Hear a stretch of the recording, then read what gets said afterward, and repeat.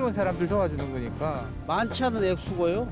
뭐 여러 사람을 좀 도움을 주지 않을까 해서.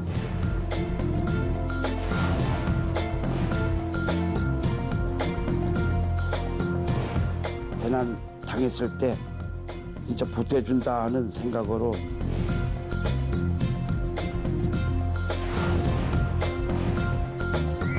치료용지를 받으면은 또 시골에 있는 노인들 같은 건 잘 몰라요.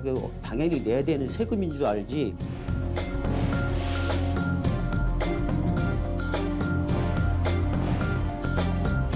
회비가 그러니까 유용하게 되질 않을 것 같은 그런 생각이 많이 들어요.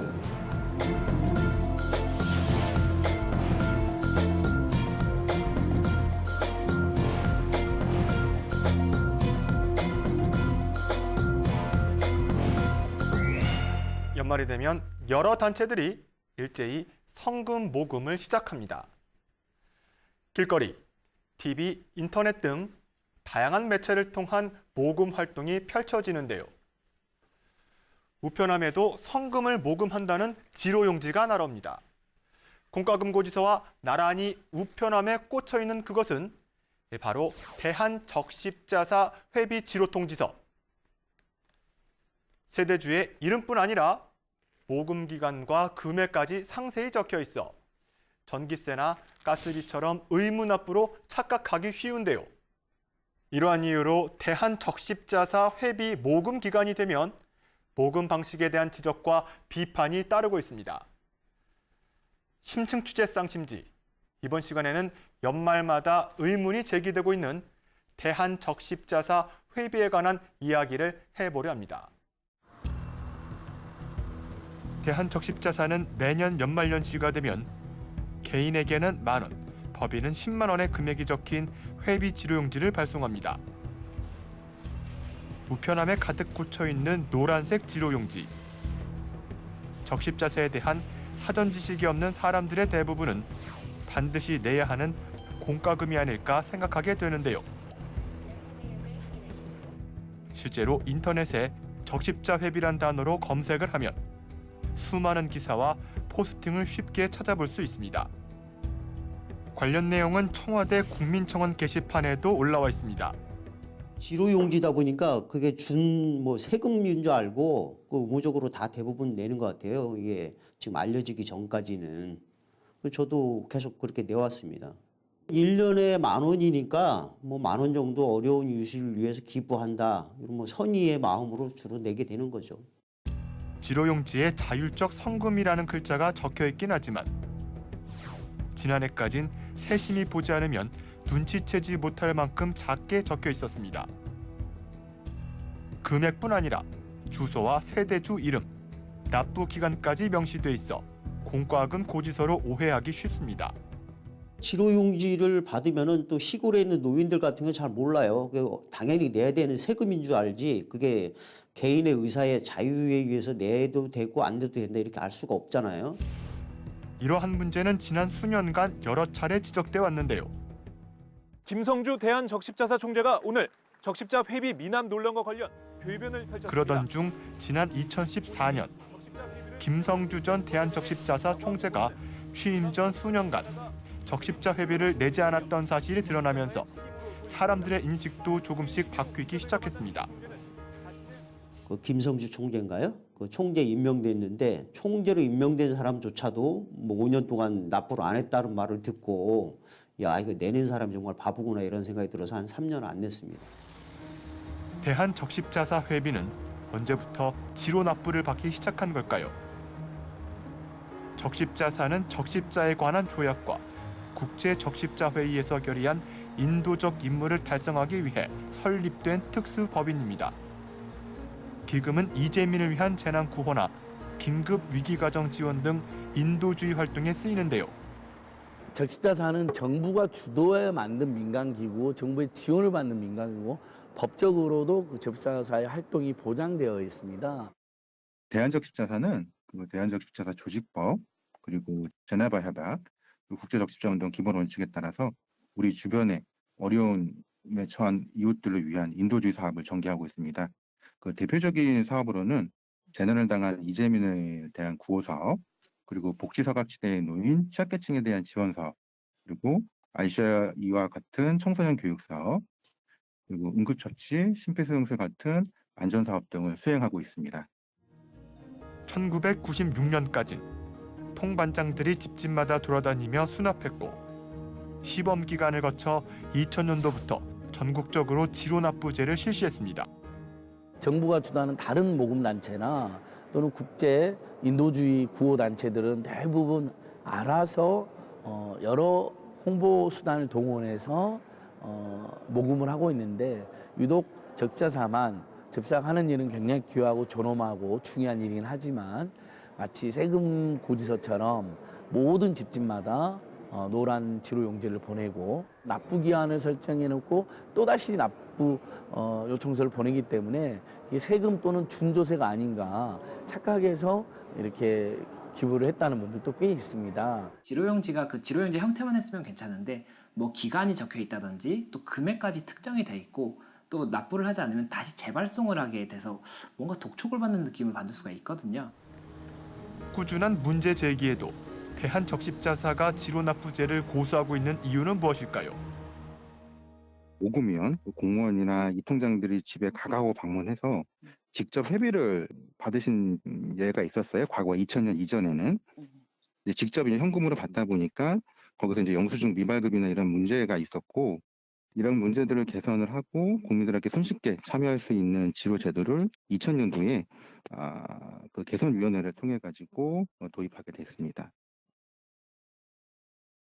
전 세계 190여 개 적십자 가운데 집집마다 지로용지를 배포해 회비를 모금하는 곳이 얼마나 될까요? 이웃나라 일본에선 정례회를 통해 회비가 대행 수납하는 방식으로 모금되고 있긴 하지만 우리와는 그 형태가 다릅니다. 결국 지로납부제를 실시하는 건 한국이 유일하다는 건데요. 즉, 우리나라만이 국가 행정기관의 개인정보를 요청해 지로용지를 전국의 세대주, 개인사업자, 법인 등에 배포하고 있다는 것입니다.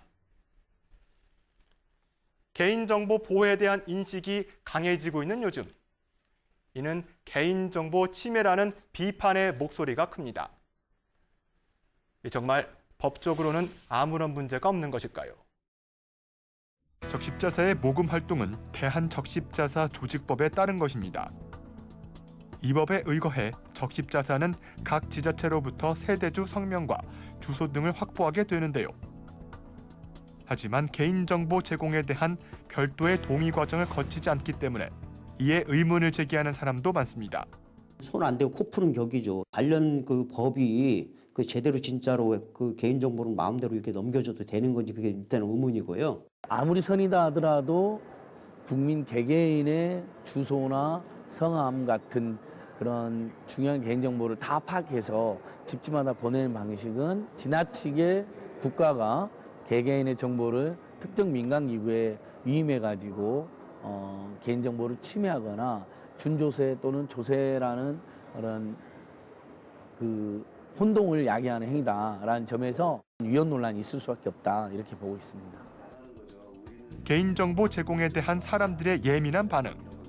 정말 법률적으로 문제가 없는 걸까? 대한적십자사 조직법 8조에 보면은 이런 필요한 자료들을 국가나 지자체에 요청을 할 수가 있게 되어 있습니다. 그리고 시행령에 보면은 세대주의 성명과 주소를 알 수가 있게 되어 있는데 그렇다 보니까는 뭐 이제 세대주에 대해서 이렇게 발송을 다 지로용지라는 고지서를 발송을 할 수가 있게 되어 있는 거죠. 회원이 될 수 있고 모금을 할 수 있다는 거지 모금을 강제할 수 있는 건 아닙니다. 논란은 계속되고 사람들의 불만은 쌓여가고 있지만 법률적으로는 문제가 없다는 답변이 돌아왔습니다. 개인정보보호법이랑 상충되지는 않습니다. 다만 개인정보에 대해서 계속 반발이 있다고 한다면은 법 제도적으로도 이런 뭐 세대주 성명이라든지 주소를 제공하는 것을 뭐 이제 좀 변경을 하는 것도 검토를 해봐야 되는 방식이 아닌가 싶습니다. 그 부분이 결국엔 이슈가 되는 거거든요. 지로용지 말고 다른 방법은 없을까?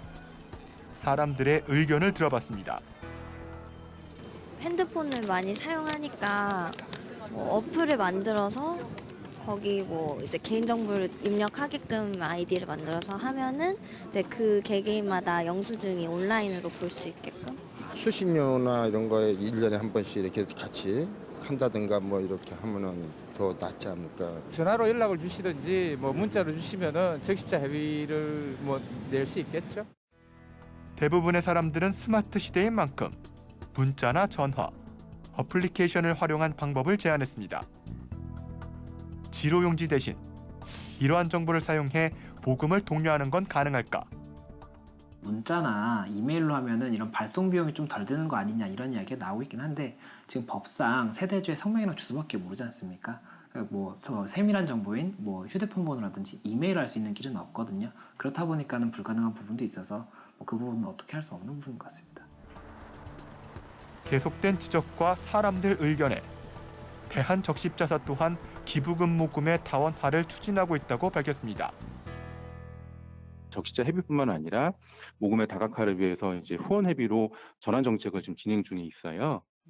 그러니까 그 후원 회비 전환 정책을 진행을 하면서 이 적십자 성금을 하기 위한 우편이 나갈 때 거기 안에 후원 회비를 개발하기 위한 여러 가지 홍보물도 같이 나가고 있습니다. 전화라든가, 그러니까 저희가 이제 뭐 DM이라든가 F2F라든가 그리고 아까 말씀하신 간편 결제 등등도 저희가 하고 있어요.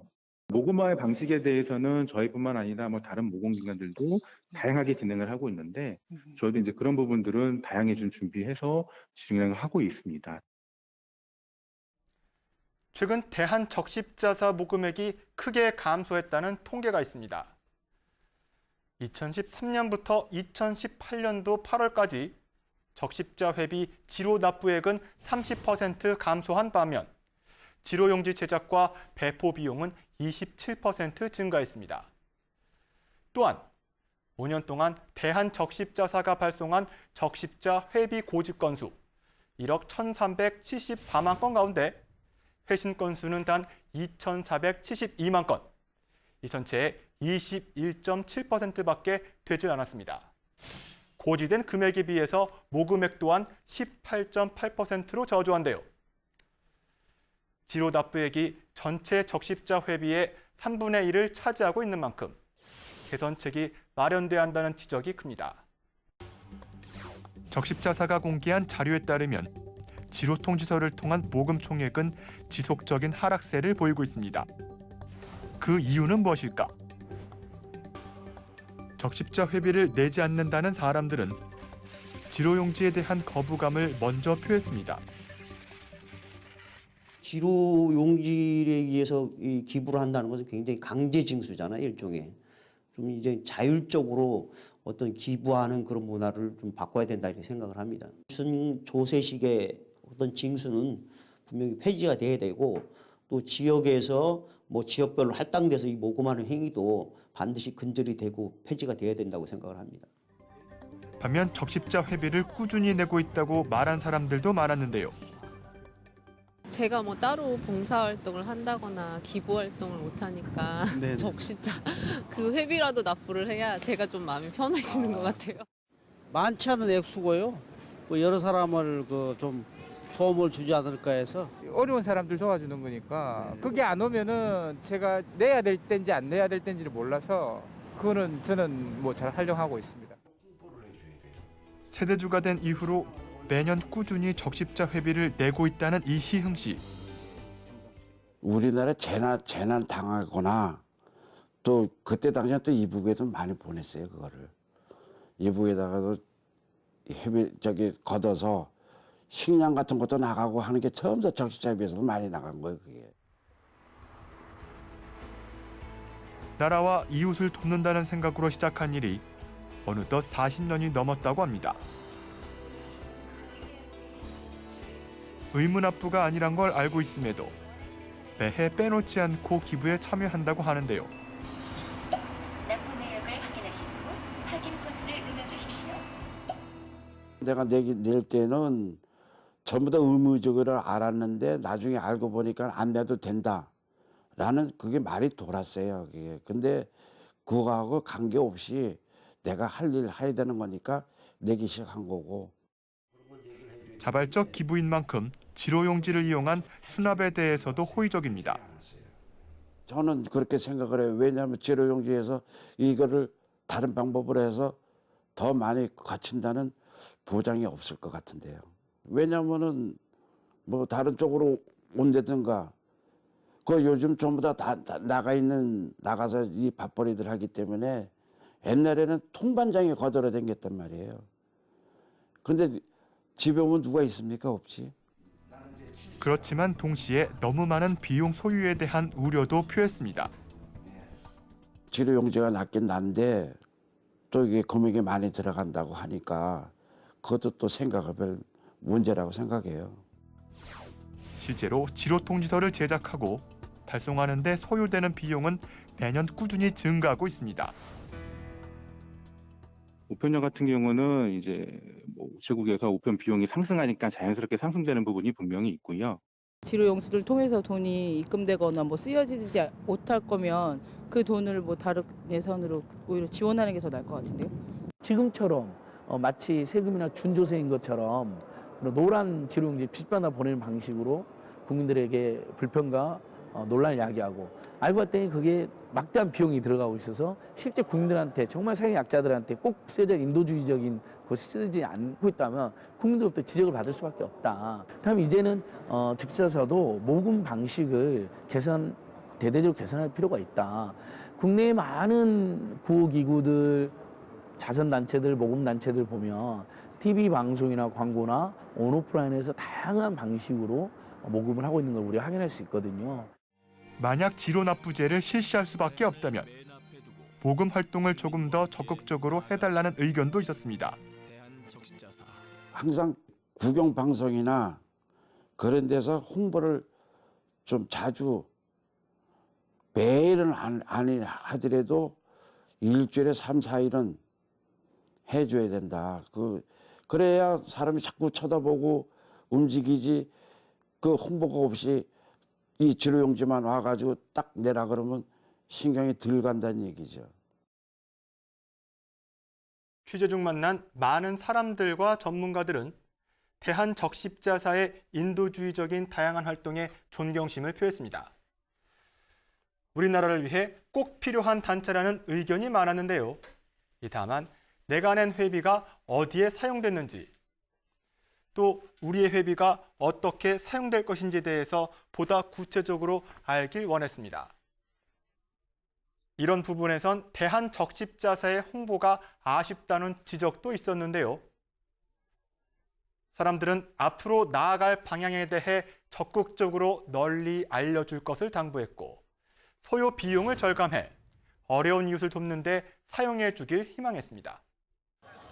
거리에서 만난 사람들은 적십자사가 무엇을 하는 곳인지조차 모르기도 했고, 적십자 회비가 지로용지로 거친다는 자체를 모르는 사람도 많았습니다. 집에서 내나?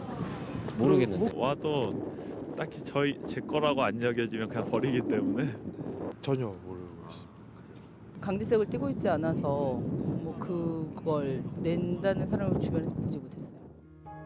회비를 매년 꼬박꼬박 내고 있는 사람들마저도 모금액이 정확히 어디에 사용되는지 알지 못하는 경우가 많았습니다.